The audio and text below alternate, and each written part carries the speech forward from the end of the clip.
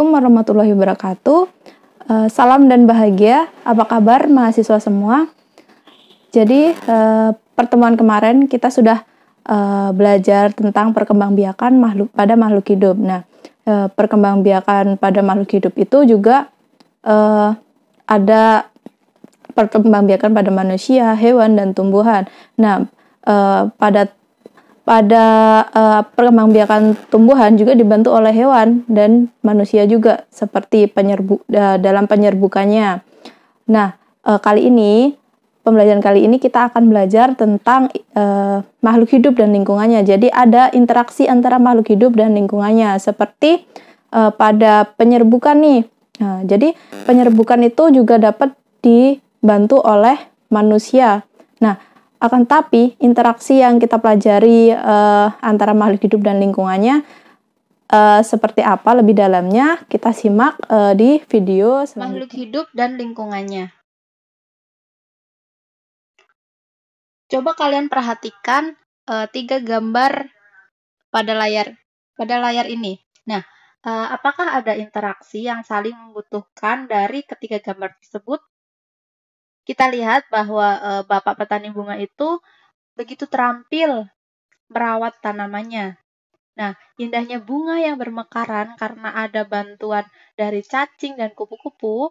Nah, cacing secara tidak langsung dapat menyuburkan tanah menjadi gembur melalui gerakan tubuhnya, sehingga membuat jalan di tanah yang memudahkan unsur zat penyubur bekerja untuk tanah, sedangkan kupu-kupu membantu penyerbukan si bunga dapat mempercepat reproduksi antara benang sari dan putik sari. Nah, intinya dari ketiga gambar tersebut mempunyai interaksi yang saling dibutuhkan. Kemudian lingkungan dan komponennya. Nah, pengertian lingkungan sendiri itu adalah segala sesuatu yang ada di sekitar manusia yang mempengaruhi perkembangan kehidupan manusia baik langsung maupun tidak langsung. Nah, lingkungan ini dibedakan menjadi 2, yaitu lingkungan biotik dan lingkungan abiotik. Nah, untuk lingkungan biotik adalah komponen dalam ekosistem yang mengacu pada makhluk hidup atau organisme. Artinya, semua makhluk hidup dalam ekosistem termasuk dalam komponen biotik, baik itu manusia, hewan, tumbuhan, hingga makhluk mikroskopik seperti bakteri atau dekomposer. Nah, berdasarkan cara mendapatkan makanannya, komponen biotik ini dibedakan menjadi 3, yaitu ada produsen atau autotrof, ada konsumen atau heterotrof, dan pengurai atau dekomposer. Nah, sedangkan abiotik adalah komponen tidak hidup yang ada pada sebuah ekosistem. Nah, kita bahas dulu komponen biotik. Nah, ini yang saya jelaskan tadi. Jadi, komponen biotik itu ada produsen, yaitu autotrof. Produsen atau organisasi autotrof ada komponen biotik atau makhluk hidup yang mampu menghasilkan makanannya sendiri. Tumbuhan ini dapat membuat makanannya sendiri lewat proses fotosintesis karena tumbuhan memiliki klorofil dan bisa mendapatkan karbon dioksida, air, dan sinar matahari sebagai syarat melakukan fotosintesis. Kemudian sebagai konsumen atau heterotrof. Nah, konsumen dan atau organisasi heterotrof adalah komponen biotik atau makhluk hidup yang tidak dapat menghasilkan makanannya sendiri dan bergantung pada organisme lain sebagai bahan makanan. Nah, hewan termasuk sebagai konsumen atau organisme heterotrof. Nah, terdapat 3 jenis-jenis konsumen. Tahukah kalian? Ya. Yang pertama ada karnivora. Karnivora itu organisme yang sumber makanannya adalah daging dan contohnya seperti singa, harimau, buaya, serigala, dan hiu. Kemudian yang kedua ada herbivora, yaitu organisme yang sumber makanannya adalah daun atau tumbuhan. Contohnya sapi, kambing, kerbau, rusa, jerapah, dan zebra. Kemudian omnivora, yaitu organisme yang sumber makanannya berasal dari tumbuhan atau daging organisme lain. Contohnya, misalnya beruang, monyet, ayam, tikus, dan babi. Dan kemudian ada yang namanya detritivore. Detritivore itu apa? Detritivore adalah makhluk hidup yang memakan serpihan atau remukan atau fragmen-fragmen kecil atau sisa-sisa hancuran hewan yang sudah mati. Decomposer atau pengurai. Nah, pengurai atau decomposer ini adalah organisme yang bertugas untuk menguraikan sisa-sisa makhluk hidup yang lainnya yang telah mati untuk untuk dijadikan mineral dan unsur hara tanah. Nah, adanya decomposer membuat keseimbangan ekosistem terjaga karena semua organisme kembali lagi ke asal bentuknya menjadi sumber daya alam. Contohnya seperti bakteri, jamur, cacing tanah, dan sebagainya. Kemudian ada yang namanya komponen abiotik. Nah, komponen abiotik ini komponen yang tidak hidup yang ada pada sebuah ekosistem. Nah, adanya komponen abiotik ini sangat menentukan apa saja jenis makhluk hidup yang bisa tinggal dan bertahan di sebuah lingkungan ekosistem tertentu. Yang termasuk dalam ekosistem abiotik atau tak hidup dalam ekosistem itu seperti air, udara, tanah, suhu, kelembapan, sinar matahari, iklim, dan lain-lain. Nah, kita bahas satu persatu. Yang pertama ada suhu. Suhu itu merupakan faktor penting dan dapat membatasi kehidupan makhluk hidup pada suatu ekosistem. Suhu yang terlalu tinggi maupun terlalu rendah dapat mengakibatkan terhambatnya pertumbuhan atau kematian makhluk hidup. Yang kedua, air. Air memegang peranan penting dalam kehidupan karena menyusun sebagian besar tubuh makhluk hidup. Hampir semua makhluk hidup itu memerlukan air, termasuk kita sebagai manusia ya, untuk menjaga kelangsungan hidup. Begitupun dengan hewan yang sebagai makhluk hidup memerlukan air juga, termasuk tumbuhan juga. Kemudian cahaya matahari. Nah, tahukah kalian matahari adalah sumber energi utama bagi kehidupan manusia di bumi. Tidak hanya manusia, akan tetapi sumber kehidupan bagi semua makhluk hidup yang ada di bumi. Nah, matahari menyinari dan menghangatkan permukaan bumi sehingga dapat ditempati makhluk hidup. Kemudian ada udara. Nah, udara ini tersusun atas bermacam-macam gas yang dibutuhkan makhluk hidup. Oksigen, karbon dioksida, dan nitrogen. Nah, ketiga ini merupakan gas-gas terpenting bagi kelangsungan makhluk hidup. Nah, kemudian ada yang namanya iklim. Nah, apa itu iklim? Iklim merupakan keadaan cuaca rata-rata pada suatu tempat yang luas dan dalam waktu yang lama. Nah, dalam hubungannya dengan lingkungan abiotik, iklim ini adalah interaksi dari berbagai faktor lingkungan seperti curah hujan, suhu, kelembapan udara, cahaya matahari, dan angin. Iklim itu dapat menciptakan berbagai ekosistem yang khas dan juga dapat membatasi distribusi makhluk hidup. Kemudian ada tanah. Tanah itu berasal dari pelapukan batuan maupun bahan-bahan yang organik. Hampir semua organisme itu hidup di atas permukaan tanah, termasuk kita sendiri. Bahkan beberapa jenis hewan itu hidup di dalam lapisan tanah. Ya, seperti cacing ya. Kemudian di dalam tanah terkandung seperti cacing ya, kemudian di dalam tanah terkandung berbagai unsur mineral yang diperlukan makhluk hidup. Kemudian ada kelembapan. Kelembapan menunjukkan kandungan air di dalam udara atau tanah pada waktu dan tempat tertentu. Kelembapan juga dapat membatasi keberadaan makhluk hidup di suatu habitat. Kemudian ada yang namanya derajat keasaman atau pH. Nah, pH suatu habitat yang juga mempengaruhi makhluk hidup di dalamnya. Nah, pada umumnya makhluk hidup itu cenderung menempati habitat dengan pH netral dan tidak dapat hidup pada habitat yang terlalu asam atau basah. Kemudian ada satuan dalam ekosistem. Nah, satuan dalam ekosistem bisa dilihat ada yang namanya individu, populasi, komunitas, habitat, bioma, dan biosfer. Nah, individu ini adalah satu satuan makhluk hidup yang disebut individu. Jadi, dilihat pada gambar individu, yang namanya individu itu pasti sendiri, tidak berdua, tidak bertiga.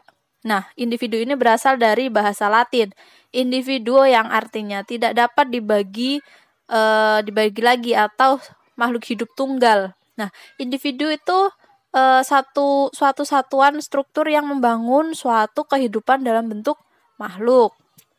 Kemudian ada yang namanya populasi.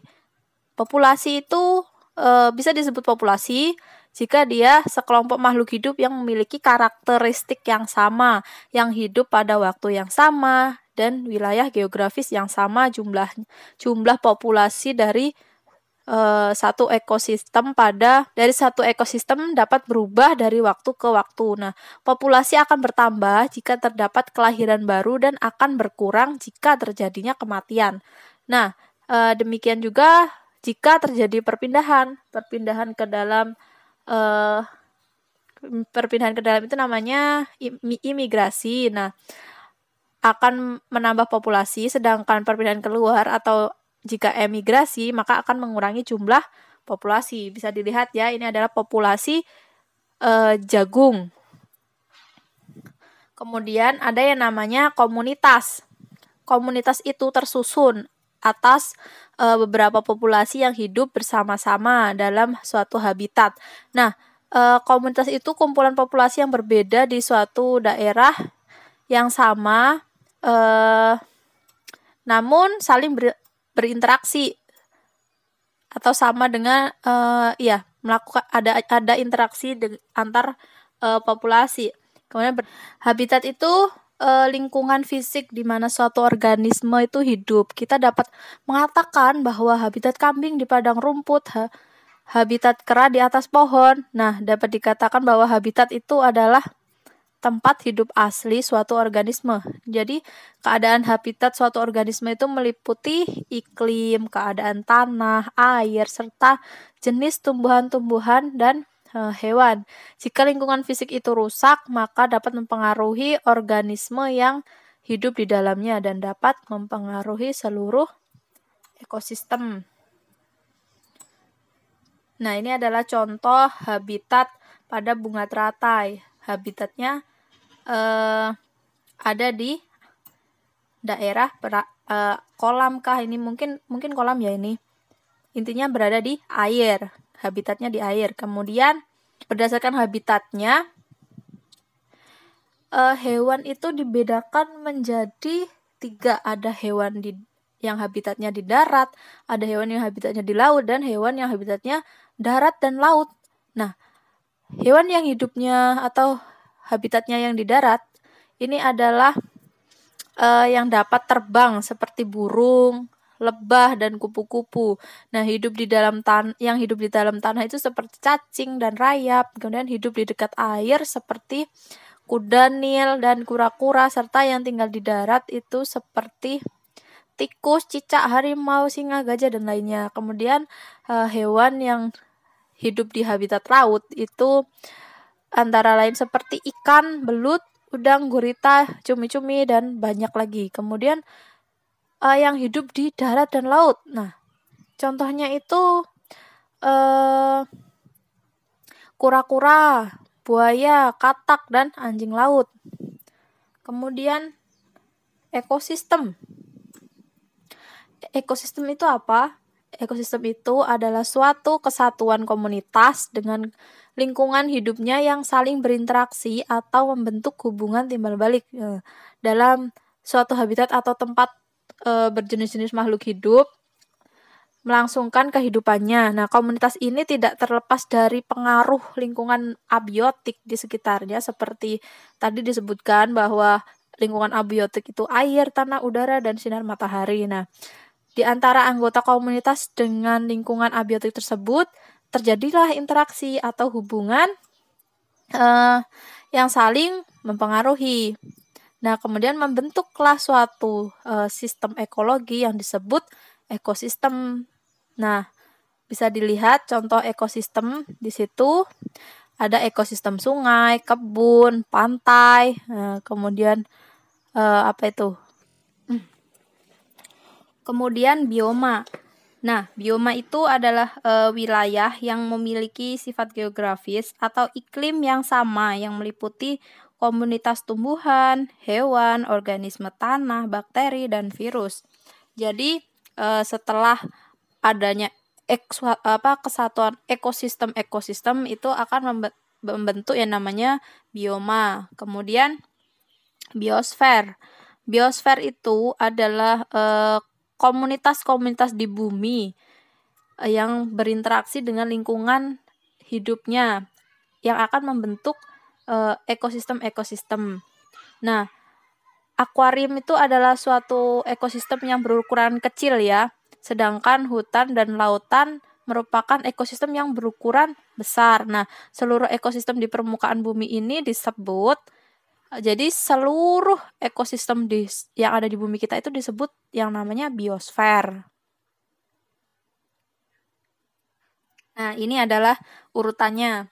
Jadi dari individu membentuk populasi, kemudian disebut dari populasi itu membentuk interaksi antar populasi yang disebut komunitas. Nah, kemudian dari komunitas ini membentuk interaksi antar komunitas, kemudian disebut ekosistem. Nah, dari beberapa ekosistem ini nanti disebut yang namanya bioma. Nah, seluruh kesatuan yang ada di bumi, seluruh makhluk hidup yang ada di bumi ini disebut biosfer. Kemudian pola interaksi dalam ekosistem. Nah, di alam ini tidak ada satupun organisme yang dapat hidup sendirian, termasuk manusia juga. Nah, setiap organisme itu selalu membutuhkan organisme lain. Adanya saling membutuhkan antara organisme satu dengan organisme lain itu menimbulkan terjadinya interaksi. Nah, bentuk interaksi yang sangat erat ada antara dua jenis makhluk hidup sehingga membentuk hubungan yang sangat khas yang disebut juga namanya simbiosis. Nah, dalam kehidupan itu ada 3 simbiosis ya. Jadi ada simbiosis mutualisme, simbiosis komensalisme, dan simbiosis parasitisme. Nanti akan saya jelaskan di slide yang selanjutnya. Nah, kemudian ini ada interaksi komponen biotik dan abiotik. Nah, dalam suatu ekosistem itu, komponen abiotik berpengaruh atau menentukan jenis makhluk hidup yang sesuai dengan lingkungannya. Sebaliknya, komponen biotik pun berpengaruh pada komponen abiotik. Nah, ini adalah gambar contoh interaksi komponen biotik dan abiotik yang seimbang atau yang dinamakan ekosistem seimbang. Nah, ekosistem itu kan suatu sistem ekologi yang terbentuk oleh hubungan timbal balik antara makhluk hidup dengan lingkungannya ya. Nah, komponen-komponen pembentuk ekosistem itu adalah komponen hidup dan komponen tak hidup. Nah, jika kedua komponen tersebut berada dalam satu tempat dan berinteraksi membentuk suatu kesatuan yang teratur, maka dia disebut ekosistem seimbang. Nah, secara alami itu ekosistem keseimbangan ini akan terganggu bila ada gangguan dari luar seperti bencana alam atau campur tangan manusia, mungkin menebang pohon sembarangan, kemudian komponen ekosistem itu tidak dapat berdiri sendiri tetapi saling bergantung. Nah, suatu komponen biotik yang ada di dalam ekosistem ditunjang oleh komponen biotik lainnya. Dalam ekosistem sering terjadi perubahan jumlah populasi tumbuhan dan herbivora dan juga komponen biotik lainnya. Kemudian alam akan mengatur ekosistem itu sedemikian rupa sehingga perbandingan antara jumlah produsen dan konsumen itu selalu seimbang ya. Keseimbangan alam atau ekosistem ini akan terpelihara bila komposisi komponen-komponennya dalam keadaan seimbang. Nah, untuk menjaga keseimbangan pada ekosistem, maka terjadilah peristiwa makan dan dimakan. Hal ini bertujuan untuk mengendalikan populasi suatu ekosistem. Peristiwa makan dan dimakan antara makhluk hidup dalam suatu ekosistem akan membentuk sebuah rantai makanan dan jaring-jaring makanan. Nah, ini adalah contoh rantai makanan. Nah, dalam suatu ekosistem itu terjadi peristiwa makan dan dimakan dalam suatu garis lurus yang biasanya disebut rantai makanan. Rantai makanan ini terjadi jika satu jenis produsen dimakan oleh satu jenis konsumen pertama. Konsumen pertama dimakan oleh satu jenis konsumen kedua dan seterusnya. Nah, konsumen yang menjadi pemakan terakhir itu disebut konsumen puncak. Rantai makanan itu terjadi di berbagai ekosistem ya. Nah, di antara rantai makanan tersebut terdapat pengurai. Nah, karena pada akhirnya semua makhluk hidup itu akan mati dan diuraikan oleh pengurai.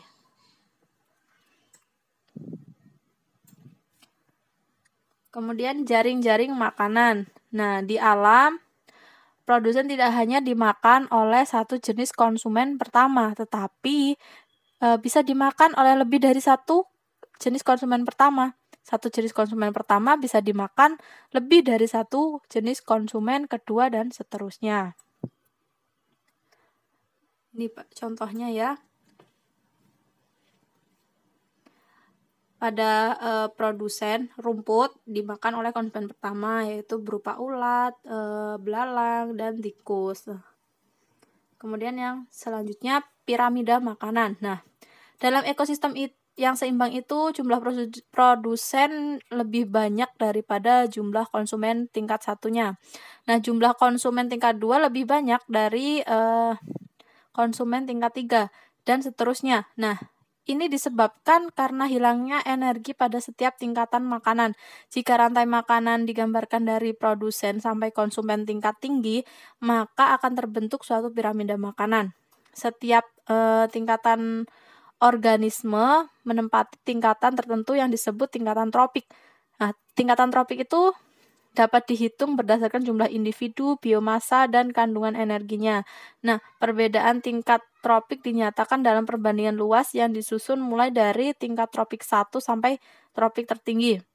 Kemudian macam-macam ekosistem. Nah, ekosistem itu ada 2, ekosistem alami dan ekosistem buatan. Kita ke ekosistem alami dulu. Jadi, ekosistem alami itu adalah ekosistem yang terbentuk secara alami tanpa campur tangan manusia.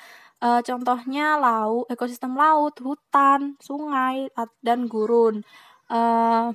Jadi, ekosistem alami itu ada 2, yaitu ekosistem darat dan ekosistem perairan. Ekosistem darat adalah ekosistem yang lingkungan fisiknya berupa daratan. Nah, ekosistem darat dapat terbagi dalam berbagai bioma. Bioma ini habitat dalam skala yang luas yang tersusun atas berbagai hewan dan vegetasi. Berdasarkan letak geografisnya atau ketinggiannya dari permukaan laut, ekosistem darat kemudian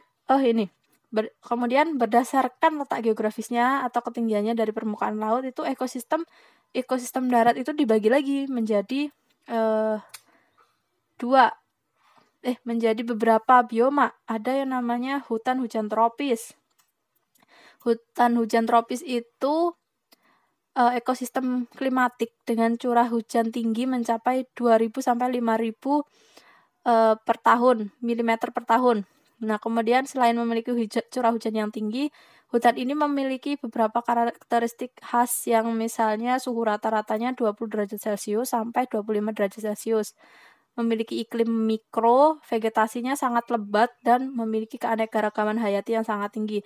Nah, hewan di ekosistem ini seperti badak, babi hutan, harimau, monyet, orangutan, dan banyak burung dan serangga. Taiga. Nah, taiga ini memiliki rentan iklim yang cukup panjang antara musim panas atau musim dingin. Nah, suhu sepanjang tahun itu sekitar kurang 50 derajat Celcius sampai 30 derajat Celcius. Nah, hewan di ekosistem ini meliputi rusa, bajing, burung, serigala, dan beruang. Kemudian ada tundra. Tundra ini salah satu jenis bioma yang ditemukan di sekitar kutub.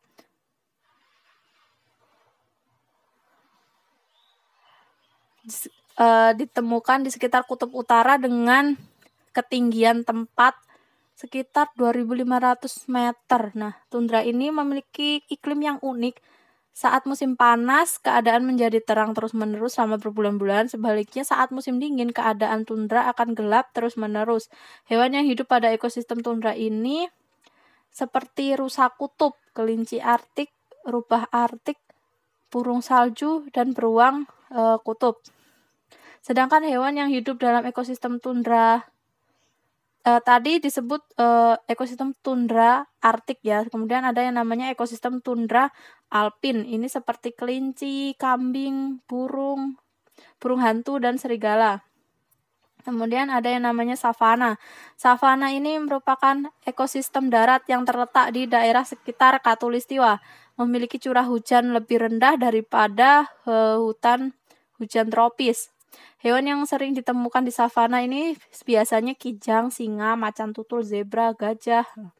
Kemudian padang rumput. Nah, padang rumput ini terletak di wilayah beriklim sedang dari daerah tropis sampai subtropis, memiliki curah hujan lebih kecil daripada savana, yaitu sekitar 25 sampai 27 cm per tahun. Nah, hewan yang hidup di padang rumput ini biasanya ada zebra, kanguru, jerapah, kijang, gajah. Kemudian gurun. Gurun itu ekosistem daratan tertandus dan terkering di permukaan bumi. Nah, keadaan alam ekosistem gurun itu sangat kering dengan curah hujannya sangat kecil. Fluktuasi suhu harian di daerah gurun itu juga sangat besar. Nah, saat siang hari suhu itu sampai 40 derajat Celcius, namun di malam hari mencapai kurang dari 8 derajat Celcius. Nah, pada ekosistem gurun ini ada hewan yang hidup, yaitu ular gurun, kanguru gurun, dan unta. Kemudian ekosistem perairan. Ekosistem perairan ini lingkungan luarnya didominasi oleh air sebagai tempat hidup berbagai organisme air. Nah, berdasarkan kondisi fisik dan kimianya, ekosistem air itu ada 3, yaitu ekosistem air tawar, kemudian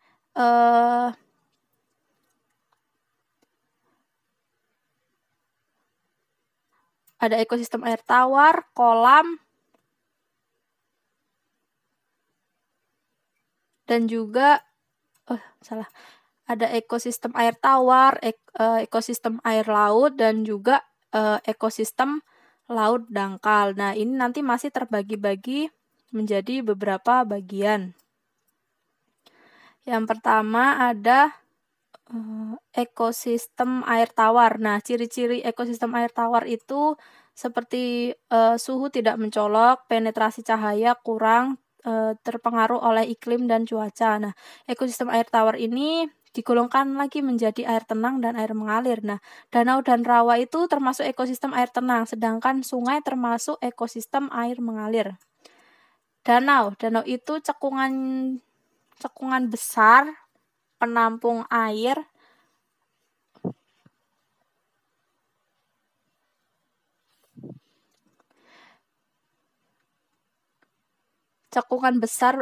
danau itu cekungan besar penampung air dari air hujan maupun air sungai. Nah, komunitas hewan yang tersebar di danau itu sesuai dengan kedalaman dan jaraknya dari tepi.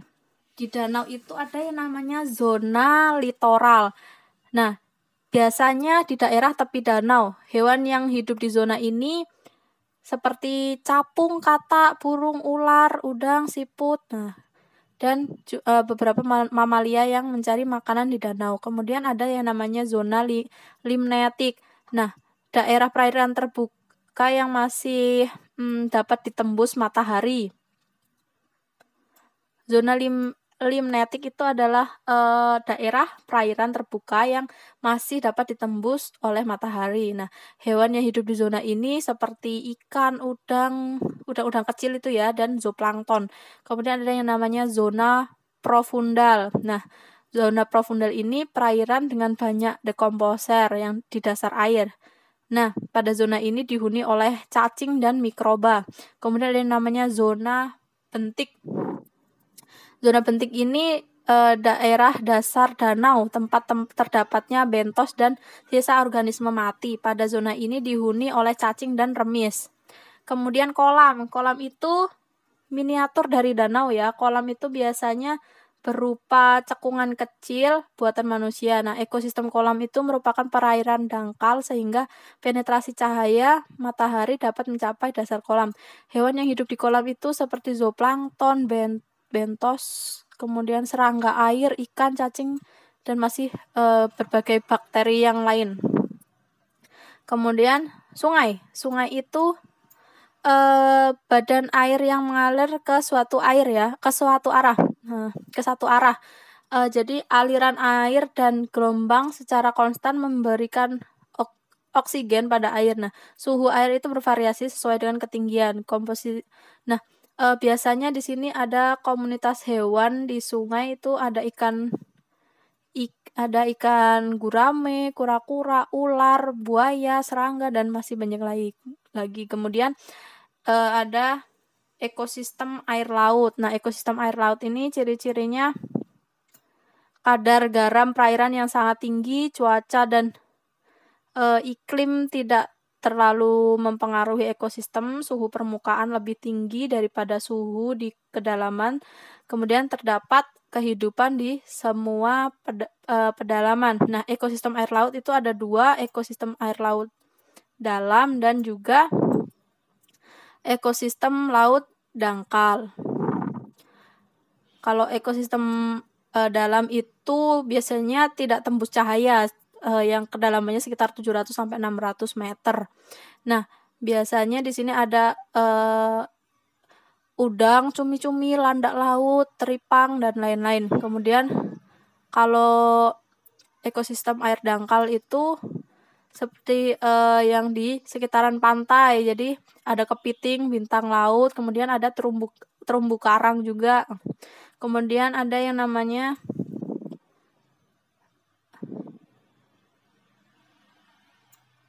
Kemudian kita masuk ke ekosistem buatan. Jadi ekosistem buatan ini ekosistem yang sengaja dibuat oleh manusia seperti waduk, kolam, dan akuarium. Nah,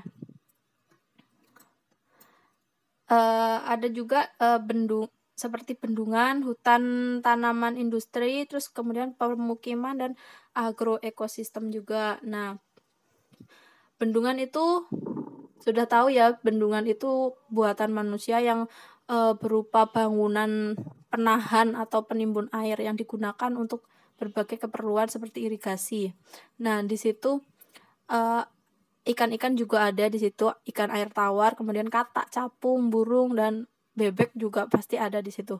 Kemudian hutan tanaman industri itu dibuat dengan vegetasi yang terdiri dari tanaman budidaya yang sengaja ditanam di area tertentu. Biasanya tuh tanamannya seperti mahoni, jati, pinus, kemudian kelapa sawit itu. Kemudian pemukiman. Ekosistem buatan itu sengaja dibangun sebagai lingkungan tempat tinggal atau hunian serta sebagai kegiatan yang mendukung berlangsungnya kehidupan manusia seperti di perkotaan, pedesaan, dan yang lain. Nah, hewan yang hidup di pemukiman ini ada ayam, bebek, kucing, anjing, burung, kupu-kupu, lebah, cicak, dan masih banyak. Kemudian agroekosistem. Ini adalah ekosistem buatan yang berupa ekosistem pertanian seperti sawah irigasi, sawah tada hujan, perkebunan, kolam tambak, dan ladang, dan lain-lain. Kemudian hewannya pasti sudah tahu ya, karena kita hidup di sekitar di sekitar pertanian juga. Bagi yang di desa itu hewan-hewannya ya pasti ada burung, belalang, cacing, ular, dan banyak lagi. Kemudian hubungan antara hewan dengan habitat. Nah, tadi kan dalam memenuhi kebutuhan makan dan minum, bernafas juga, dan tumbuh kembang, maka hewan itu perlu melakukan interaksi terhadap sekitarnya. Nah, hewan yang beradaptasi dengan habitatnya itu sangat perlu untuk kelangsungan hidupnya. Adaptasi itu semua yang menyangkut perubahan bentuk tubuh, proses fisiologi, dan perilaku yang mendukung dalam hewan agar dapat bertahan hidup dengan lingkungannya. Nah, yang pertama kita bahas adaptasi morfologi. Nah, pada adaptasi morfologi ini menyangkut semua perubahan bentuk bagian tubuh ya yang menyesuaikan adaptasi di lingkungannya. Jadi seperti misal pada kelinci nih, kulitnya tebal serta dilapisi oleh zat tanduk. Kemudian pada beberapa jenis hewan kulit masih ditambah dengan sisik, bulu, dan rambut. Nah, adanya alat tambahan ini memungkinkan penguapan tidak akan berlebihan.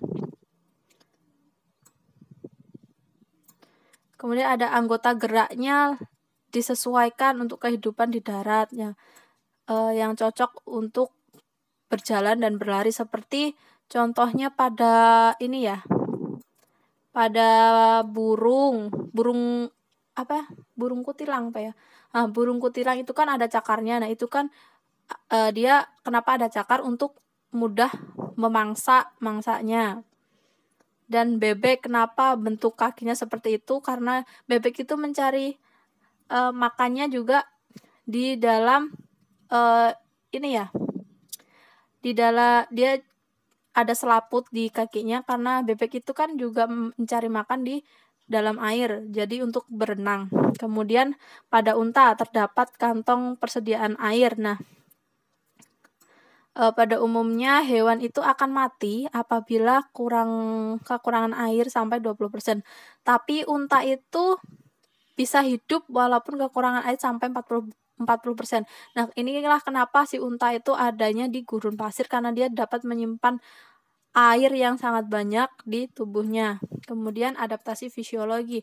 Adaptasi fisiologi ini penyesuaian diri yang melibatkan perubahan struktur organ-organ tubuh yang disesuaikan dengan fungsi dalam proses kimia di dalam tubuh. Nah, contoh adaptasi fisiologi itu adaptasi ikan terhadap kadar garam, kemudian air laut yang mempunyai kadar garam yang tinggi daripada air tawar.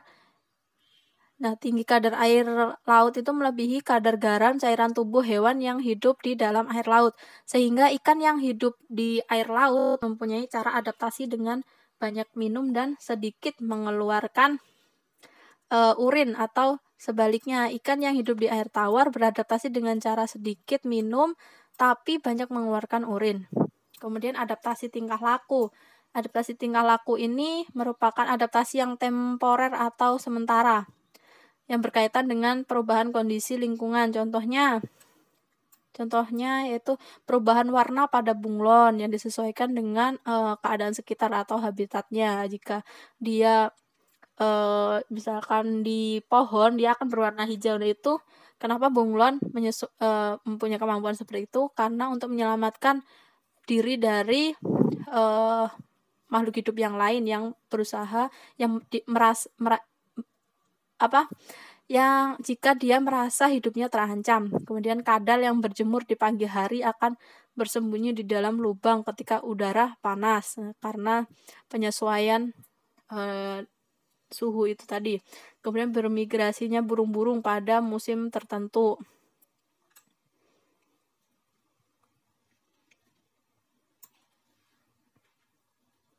Kemudian hubungan antara hewan dengan ekosistem, ada interaksi antar komponen biotik. Nah, kita bahas simbiosis. Nah, jadi simbiosis mutualisme nih bisa dilihat pada gambar. Simbiosis mutualisme itu hubungan antara dua individu yang berbeda jenis ya, yang saling menguntungkan. Nih, contohnya pada kerbau dan burung jalak ya. Burung jalak itu biasanya hinggap pada tubuh kerbau dan burung jalak itu biasanya hinggap pada kerbau untuk mendapatkan makanan yang berupa kutu yang ada pada si kerbau. Sedangkan kerbau merasa diuntungkan dong karena mendapat si jalak ini membantu menghilangkan kutu-kutu yang ada di tubuhnya yang membuat dia gatal. Kemudian komensalisme. Komensalisme itu hubungan dua jenis makhluk hidup atau jenis yang berbeda, di mana individu yang satu diuntungkan sedangkan yang satu tidak untung maupun rugi. Contohnya pada gambar itu ya, ikan remora dengan ikan hiu. Itu di bawah ikan hiu itu ada ikan remora ya. Nah, ikan remora itu menempel pada ikan hiu agar tidak dimangsa ikan yang lebih besar darinya, juga agar lebih cepat mendapat makanan dari sisa makanan si hiu. Kemudian kemudian ini lanjutannya ya, ada yang namanya simbiosis parasitisme. Ini adalah hubungan jenis individu yang bersifat merugikan salah satu pihak. Jadi contohnya seperti kutu dengan kucing, itu pasti si kucing merasa gatal karena ada kutu, tapi si kutunya merasa untung karena bisa menghisap darahnya si kucing. Kemudian ada alelopati. Ini salah satu bentuk interaksi antar populasi yang bersifat merugikan salah satu pihak. Nah, pada peristiwa ini populasi menghasilkan kimia tertentu yang dapat menghambat pertumbuhan, bahkan membunuh populasi lain di dekatnya. Kemudian kompetisi. Kompetisi ini persaingan pasti ya, terjadi karena adanya kesamaan kebutuhan antara beberapa individu atau populasi. Misalnya populasi sapi dan populasi kambing berkompetisi untuk mendapatkan rumput. Kemudian predasi. Predasi itu interaksi yang mendasari terbentuknya rantai makanan di dalam ekosistem. Hubungan ini adalah hubungan antar pemangsa dan yang dimangsa. Misalnya hubungan antara singa dengan kambing di sebuah padang rumput. Singa bertindak sebagai predator yang memangsa kambing. Kemudian interaksi antar komponen biotik dan abiotik. Nah, rantai makanan tadi sudah saya jelaskan ya. Nah, bahwa terjadi hubungan makan dan dimakan antara komponen biotik ekosistem yang membentuk rantai makanan. Jadi saya langsung jelaskan ke aliran energi ekosistem. Energi itu diperlukan oleh makhluk hidup untuk tumbuh, berkembang, dan beraktivitas. Nah, di dalam ekosistem, energi itu mengalir antar komponen ekosistem. Sumber energi utama bagi kehidupan di bumi itu adalah matahari. Nah, energi matahari masuk ke dalam ekosistem melalui tumbuhan sebagai produsen. Kemudian oleh produsen, energi matahari diubah menjadi energi kimia melalui proses fotosintesis. Kemudian energi kimia ini mengalir dari produsen ke konsumen. Nah, dari berbagai tingkatan melalui jalur rantai makanan. Nah, setelah itu energi akan kembali ke komponen abiotik dan digunakan kembali oleh produsen. Nah, dalam proses aliran energi ini selalu terjadi pengurangan jumlah dan perubahan bentuk energi setiap melalui jalur rantai makanan. Namun, energi tidak sepenuhnya hilang dari ekosistem karena sisa-sisa metabolisme energi dimanfaatkan lagi oleh organisme lain. Jadi meskipun energi berubah bentuk dan berpindah antar komponen ekosistem, jumlah energi yang berada dalam suatu ekosistem selalu tetap. Jadi ini bisa dilihat pola interaksi serta faktor-faktor penting dalam ekosistem yang bisa menyebabkan keberhasilan maupun tidak keberhasilan organisasi dan ekosistem itu dalam mempertahankan keberadaannya. Nah, sekarang kalian sudah paham tentang makhluk hidup dan lingkungannya, serta interaksi dan hubungan antara makhluk hidup dan lingkungannya. Nah, mungkin itu saja dari saya, video dari saya. Kurang dan lebihnya saya mohon maaf. Jangan lupa dipelajari lagi jika dirasa kurang diserap materinya. Itu saja dari saya. Assalamualaikum warahmatullahi wabarakatuh. Salam dan bahagia.